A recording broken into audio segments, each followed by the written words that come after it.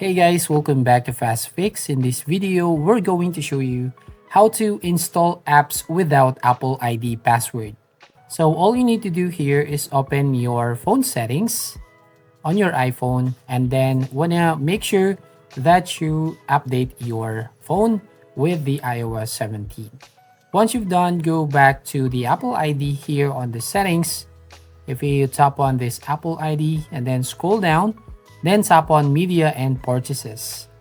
So from here, basically just need to tap on this password settings, and here on free downloads, make sure to disable this required password.